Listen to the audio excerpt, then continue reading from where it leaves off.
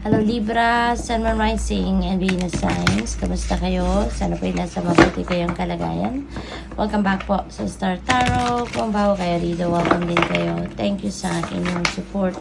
I truly appreciate it. God bless you all, Libra. Pauna mensahe po ninyo ay Nine of Wands. Okay? So, dito sa Nine of Wands, you know, sabi dito, it would take a hell a lot more to defeat you. Kaya wag kayong sumuko basta-basta, no?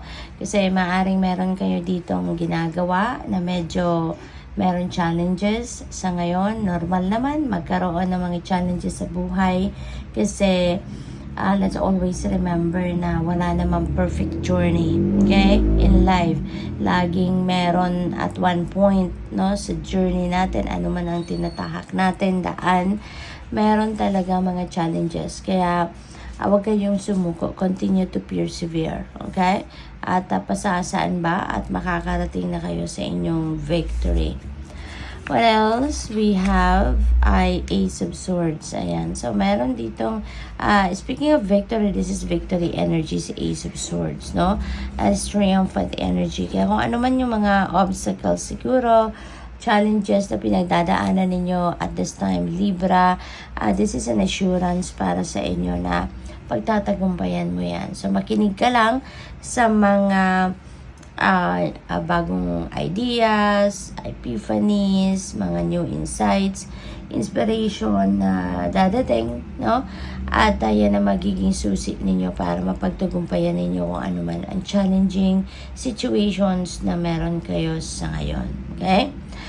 This is also a new beginning energy, kaya definitely magtatagumpay talaga kayo dyan. Pagtatagumpayan ninyo kung anumang sitwasyon dito na nahihirapan kayo and you are going to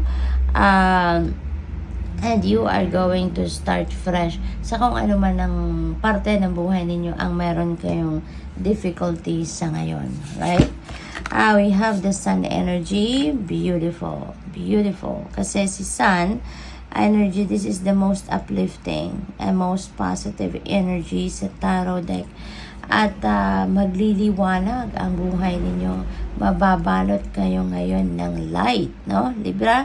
At with that, kung meron man confusion, kung meron man mga problema, obstacles na nararanasan ng iba sa inyo sa ngayon, rest assured that you will be surrounded with light. Kaya magliliwanag ang lahat. Makikita mo na ngayon ang way out sa inyong challenging situation.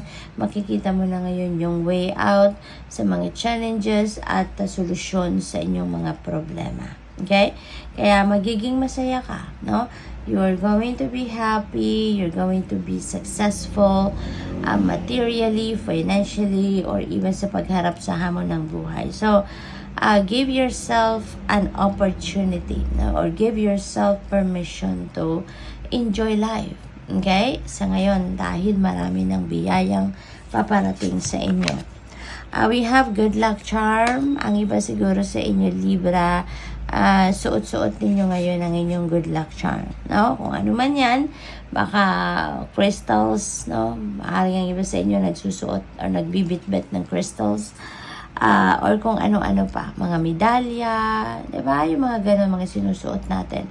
Baka ang iba sa inyo sa ngayon, meron din kayong suot sa ganyan, kaya siswertehin din kayo, makakadagdag positive energy yan sa inyo, at makakadagdag confidence yan sa inyo, no? So, kaya nga, yun ang isa sa mga isinusuot ninyo para makatulong sa inyong humatak, no? Ng positive energy, positive situations, ng ganun, swerte, no? What else? We have Knight of Pentacles. Ayun. So, meron travel si Libra, no? Maaring meron kayong travel sa ngayon, pero yung travel na to, very cautious kayo about this travel. Yung travel na to could be linked sa mga opportunities, financial opportunities, at hindi kayo dito nagmamadali, no? Pinag-iisipan ninyong mabuti ang gagawin ninyo rito. You are taking advantage of an opportunity, pero hindi kayo itong nagra-rush. No? Yung ano ninyo dito, yung approach ninyo is slowly but surely. No? Yun ang maganda rito. Kasi kapag nagra-rush tayo, diba, mas nabubulilya. So, mas maraming complications. Yung ganon. We have Queen of Wands. Napakaganda naman kasi very confident kayo. Pinapakita sa card nito how assertive you are, how confident you are. Sigurado kayo sa gagawin ninyo rito. Sigurado kayo na nasa ayos ang lahat. No? Kasi nga, very confident kayo. So, good luck dahil for sure mapagtatagumpayan nyo din kung ano yung gagawin ninyo. Kasi you're going to be focused, you're going to be determined, you're going to be your eye on the prize. Empress, wow, napakaganda naman. No? Kasi napakagandang energy nito pagdating sa pamilya, pagdating sa kaperahang aspeto, negosyo, source of income, investments, yung mga ganon. So, because this is very abundant and prosperous energy. Kaya most likely, mayroong mga financial blessings, financial successes na maaring makamit kayo sa ngayon. For others of you naman, Libra, maybe you are a mom or you are becoming a mom. Baka also, kayo, kasi mother figure or mother archetype din, si Empress. Kaya maaaring yung iba sa inyo dito, you are taking care of children, you are taking care of your parents, or baka trabaho ninyo, no? Yung nangangalaga kayo, baka caregiver or nurse kayo or nanny, something like that, no? Yan, nagpaiwan. We have 9 of Cups. Napakaganda.